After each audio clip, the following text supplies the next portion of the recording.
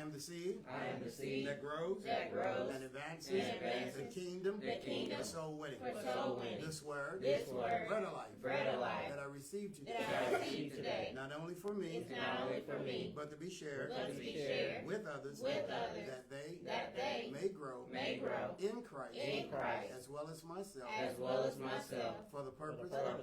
Of successful living. Thank you. I want to welcome all of you in this morning. I want to take this opportunity to say, I don't think we mention it all month, but this is the month where we do honor those that have survived and those that we've lost for breast cancer. So know that you're still in our prayers, and those that are still fighting and those that are finding out, know that you're still in our prayers, because it is something that we all should be concerned about. We're at the closing of the month. October, which is the month of testimony, which means you can't have a testimony without a test. So we're going to talk about today getting in rhythm. Getting in rhythm. And so there's a couple areas that we have to revisit, and a couple of things I'm going to share with you. And first of all, you got to get in touch and in rhythm with your present. Too many people are still looking back, still drowning, still struggling from what has happened and what hadn't happened.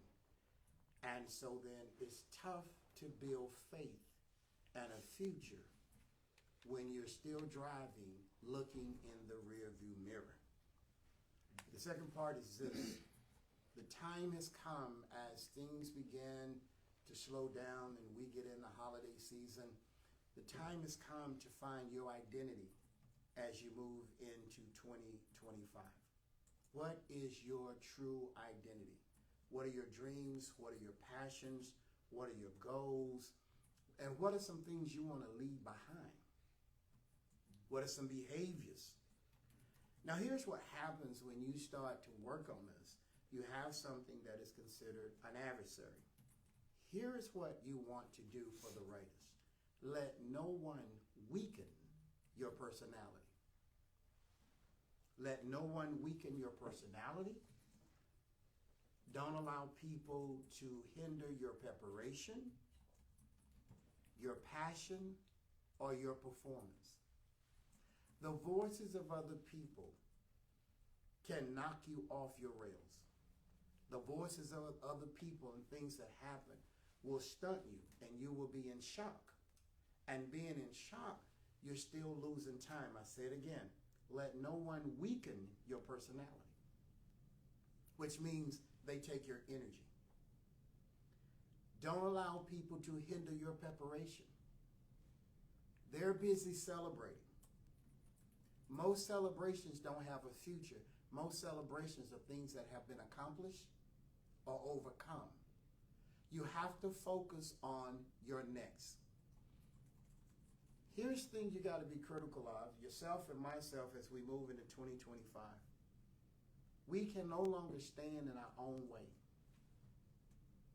And the first thing that comes in your way and my way is excuses, like laying blame, haven't closed the door on a situation.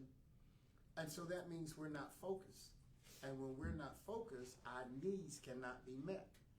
Here's something else for the writers. Number one, as we close out this month, the fourth quarter going into the first quarter of 2025, is everyone needs to seek, and in their prayer, his or her prayer, needs to seek spiritual healing. There's some things broken that I'm sorry does not fix. There's some parts of our lives that we've lost. And so we think a particular game, or we think a particular atmosphere, we think a particular association can replace it. It can't be replaced. It cannot be substituted. It cannot be a surrogate. There is a reason we have a spiritual being in our body.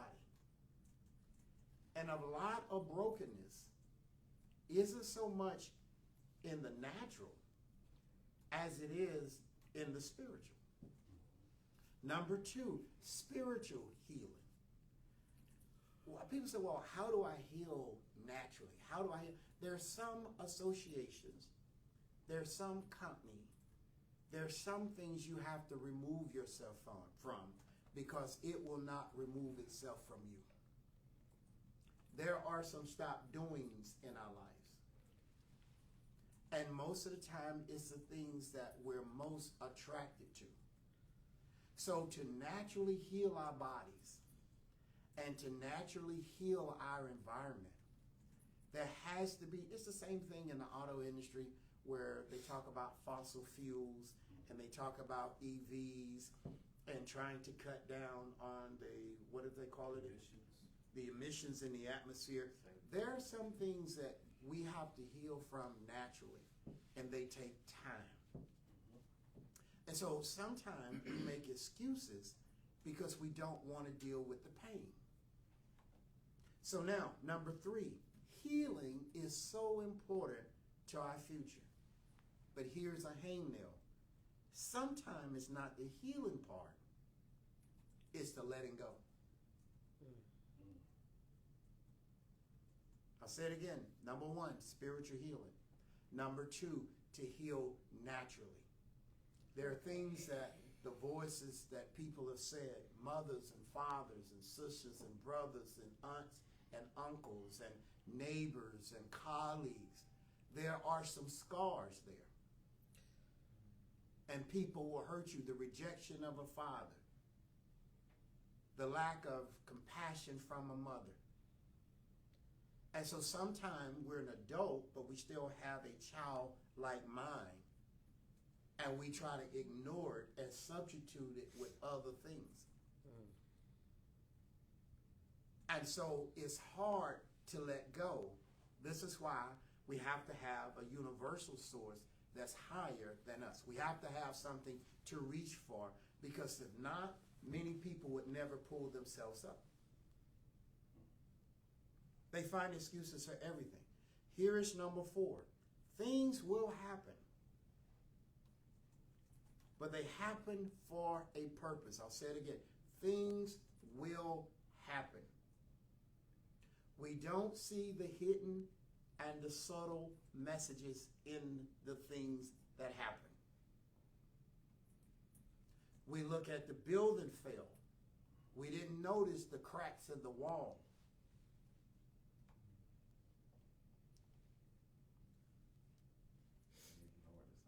We ignore the signs. Things happen to build your faith. Most people, what do we call it? We had a word for it a long time ago. We're saying spiritual faith, but immune system, spiritual immune system is low. And see, here's the thing. Things happen to build your faith, to build your spiritual immune system, to keep the malware and all the particles that the enemy wants to plant in your mind. But here's the problem. We're more focused on the emotional moment. This moment and what happened is bigger than the solution. I can't move on because I'm still beefing with you in my spirit. I can't heal because I keep tearing and breaking the scar. I won't put any kind of ointment on it. I want this pain to stay relevant. I want this broke, and it becomes an identity. Ask yourself, are you maximizing the person and the talent that God has given you? Or are you fighting yourself? You fighting something that happened? Or you're fighting people because it's a lack of self-confidence? It's a lack of spiritual communication with God. It's a lack of peace in your spirit. So now I have to fight you to feel like I'm involved some kind of way. Things happen to build our faith. The problem, we're not seeking and looking spiritual.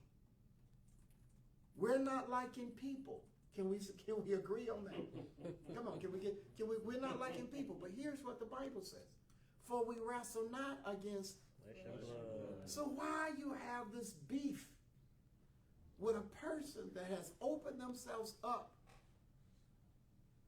to the adversary to use to become a stumbling block in your life. You're not working on your gifts and your talents. You're not working on what can be. You're not working on your next. You somewhere beefing with Big Lip Charlie, who's still sitting at the back of the bus, whose comprehension is still below a negative 95, and you still trying to run him over with your tricycle. Not the tricycle.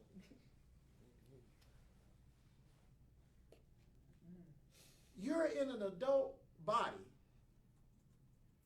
with a child's mind.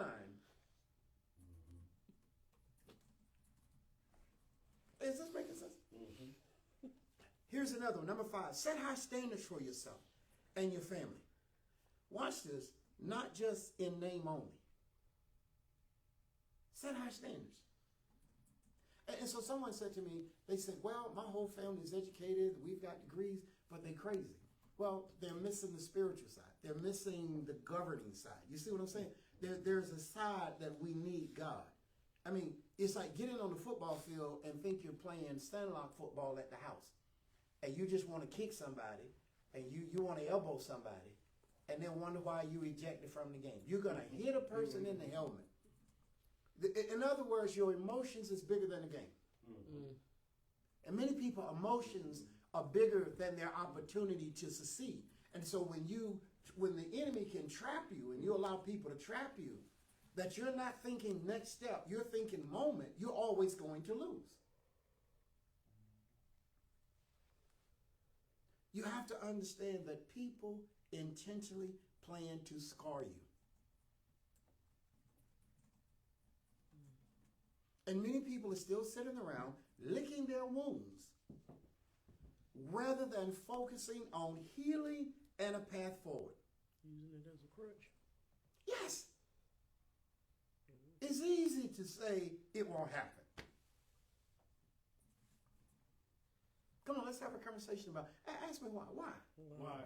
It takes faith and accountability and responsibility to press on. It's easy to quit. Yeah.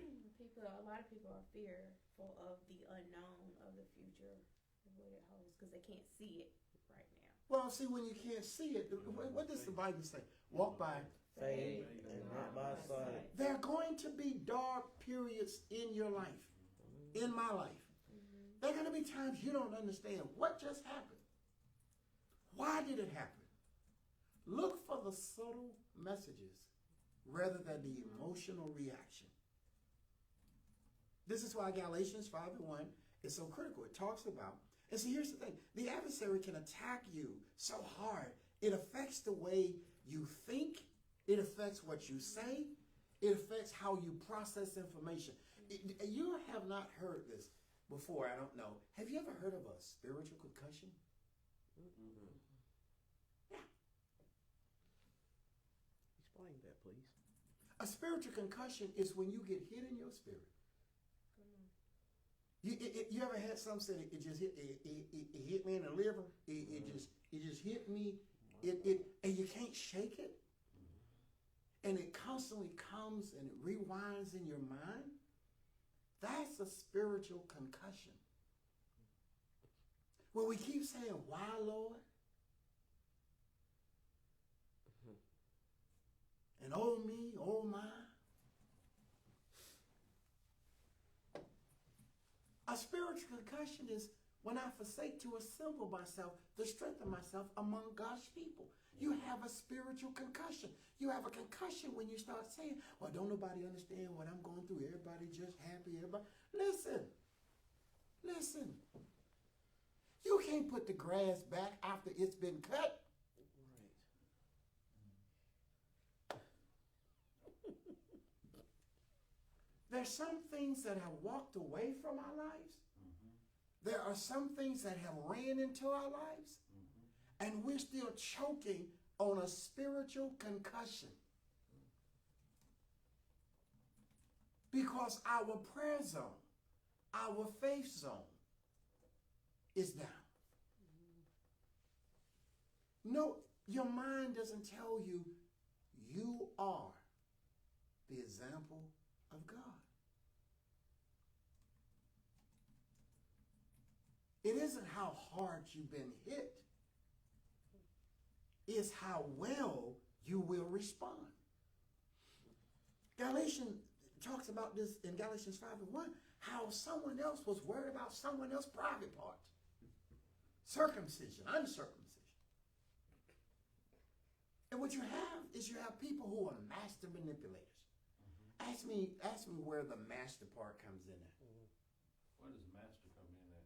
When they're in your head, living in your head, and then not paying you rent. You still thinking about it.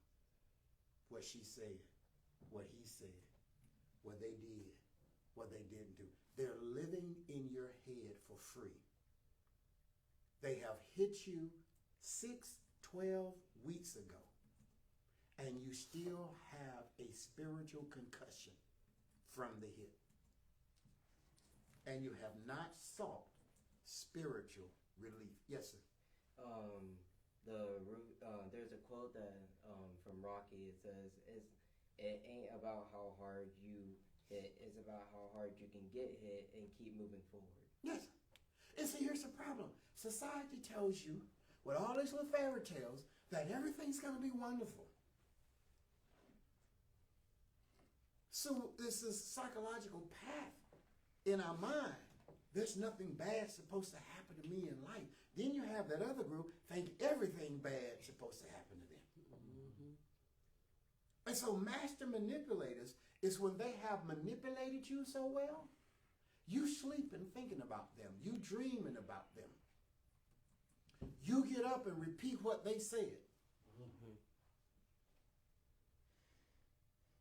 And you wonder why they gone on. They are a master manipulator. Then you find those who become oppressors of your future and your life. They make you, what does that mean in lay terms? They make you second guess yourself. Because you know one of the tough things for us to do is have self-discipline.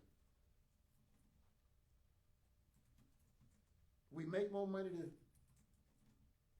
but it's mighty quiet. We make more money to, Spend more money. and we get more stuff to, now we can't move around the house because we hoard.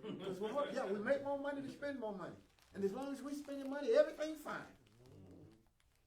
Some people are running away from the silence. And there's a time in your life that your world needs to slow down and it needs to be some silence in your world. Because you realize oppressors of your future are the oppressors of your life, and then you get people who are the attackers of your inheritance. When you get a master manipulator and he or she or they or it is in your head, then you get an oppressor, then you get an attacker, then you know what's at risk? Is the inheritance that you're supposed to set up. Can I make it plain? You're supposed to do what your family couldn't do. You're supposed to do what your family didn't know to do.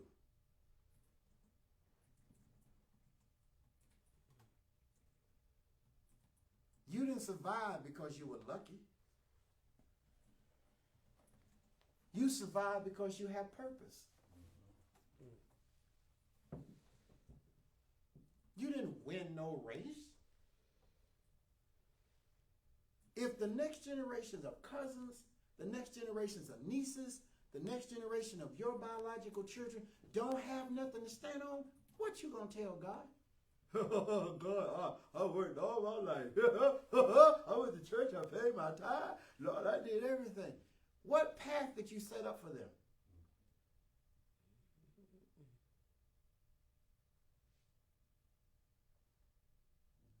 This is a perfect time to say it. Don't nobody owe you nothing. That pain that you have, you should have let that go years ago. The problem is your pain has become your attention getter. Wanted to be your crutch. Yeah. And so that's why you're so sensitive. I know that right there hit. Not the liver. Say it, yeah. Say he snuck that one in on us. He snuck that one in. Oh, God. Am I making sense? And when he says in Galatians in the part C and D, 5:1, he says, be not again. Listen, this is information that will help you get back in rhythm. You haven't begun to live your life.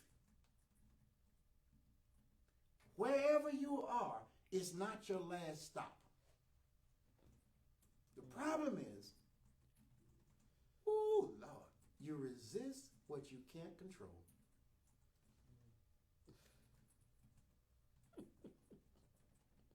You resist it. God's trying to stretch you. God's trying to open your intent. He's trying to open your space so there's more room, and you're trying to keep control. Yeah, I'm still stuck on the spiritual concussion. Okay.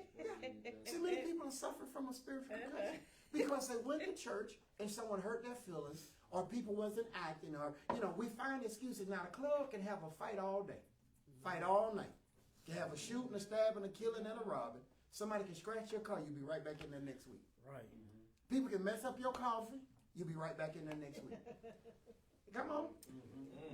Your supervisor can get on your nerves, and you go there every week. One little thing just looked like it did. Nobody said a word, but one little thing just looked like, oh, I don't want to be there. You got a spiritual concussion. And just like with the physical concussion, your spiritual concussion will have you have trouble concentrating on things. It affect your sleep, your mood, stuff like that. Yes, it affects your faith. It affects your ability to simple. So everything else is great. You can hang out with people with snot in their nose. You can hang out with people with all kind of diseases and live in all kind of parasites and have 5 and 6 different men and women in there. You're comfortable in the trash. You're comfortable in chaos. You got a spiritual concussion. And so you're not in rhythm.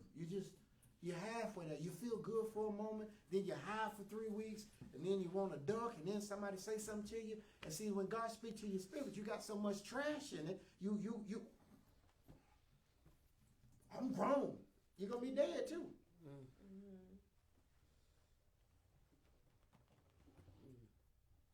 Spiritual concussion leads to denial. Your spirit broken. Some people got a new boyfriend every week, new girlfriend every week. Some people in love with people online. Don't even know them. Somebody sent you a picture. I'm in love with you.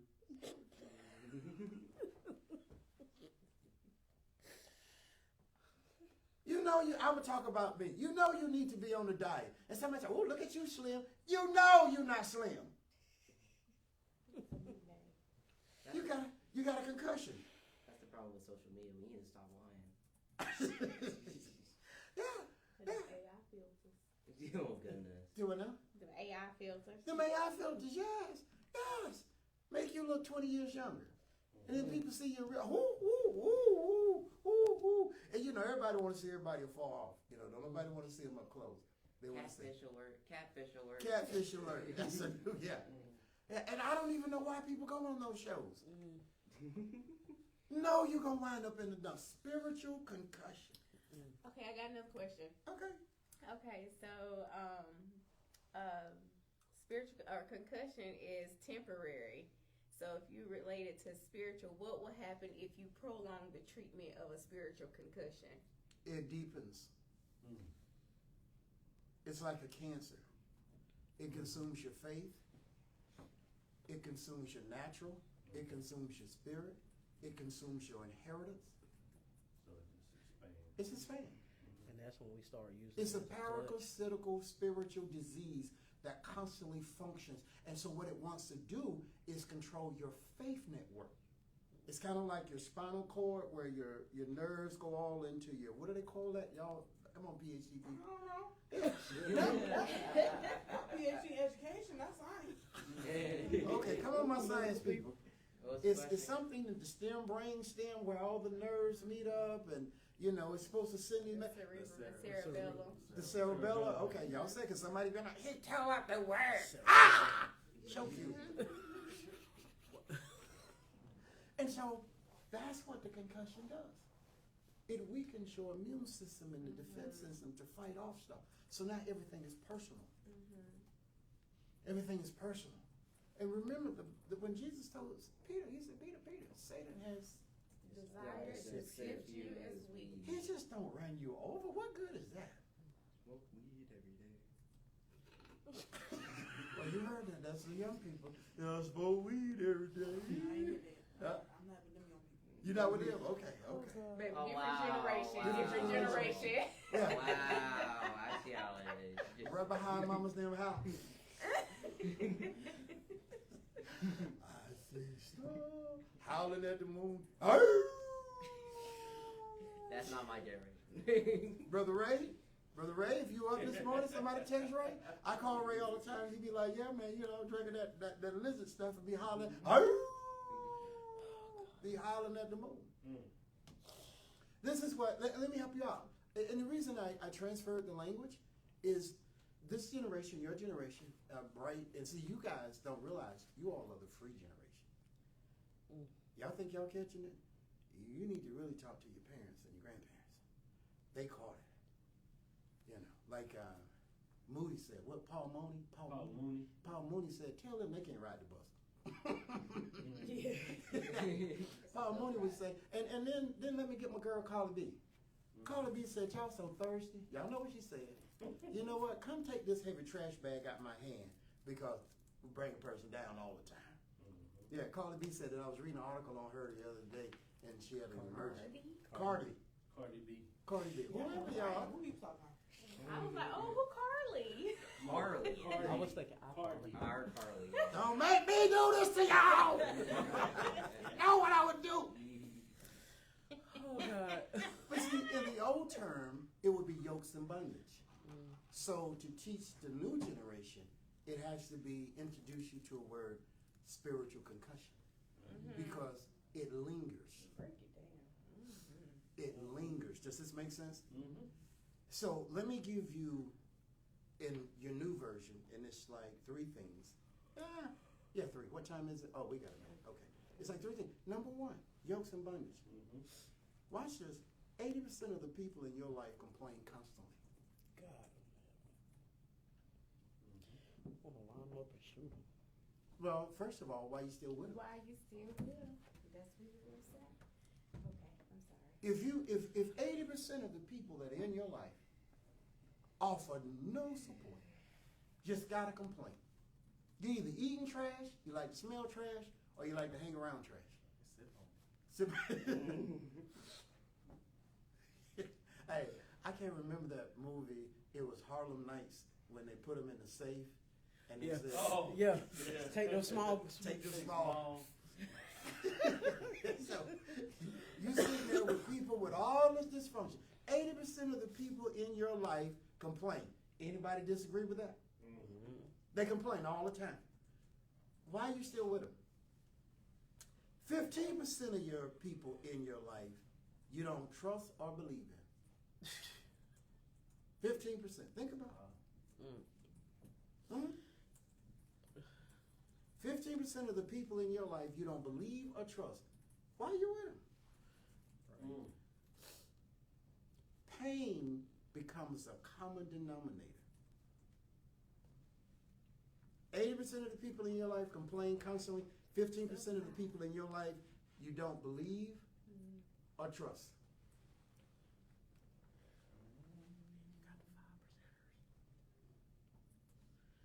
You ready for the 5%? 5% of the people in your life you question what they say. Have you questioned one of your professors yet? You feel like you're the washing machine? I mean, it's math, so none of it's gonna make sense. It's math. The math ain't math. It's not. Yeah, math ain't math like it used to be. Her head's too twisted up to even question them. She's stuck on the first question, let That's alone one of them thinking classes enough. where it's like, just do what I say to do. Okay. Okay. Yeah, 5% of the people you question what they say. So now here's the questions. We got 5 little ones. Here's the question. You don't have to answer it. You can write it down and who do you trust? Sometimes I don't trust myself. Say that again. You want the That's A? for real. Now the who do you? Who do you trust? Myself. Sometimes you That's can't even a trust struggle. yourself sometimes. Depends on what side of bed you wake up on in the morning. Let's just be honest. Okay. The next question is, what do you do when you don't trust yourself? Lack of confidence. More Pray. than that? So you're saying you have all the answers. No. That's what you're saying. Pray. Okay, so let me take this approach. You say pray. Here's my approach to prayer. When do you listen? God can understand what you ask for, but sometimes God gives you an optical answer, which means you're going to have to work that process. You're not just going to get a yes or a no. You're just not going to get a okay or not okay. You're going to get an obstacle course. And that obstacle course is going to come with multifaceted layers. Does this make sense? Mm-hmm. So the question becomes, who when you don't trust yourself? And so here's the third one for you. Does your life bring progress? How can you progress without process? Hmm? Okay. Okay. So how much of our lives, as we get ready to close, are working through the process and using principles to come out victorious? Just food for thought. Here is what I would say in the closing. Focus on self-development, not the opinion of others. This is what I talked about, getting in rhythm. Focus on self-development. God, I agree. What do I need to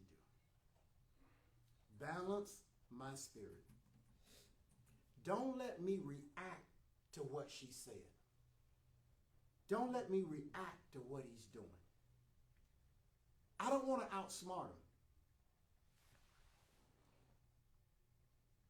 I want to move on. I'm not trying to win this moment.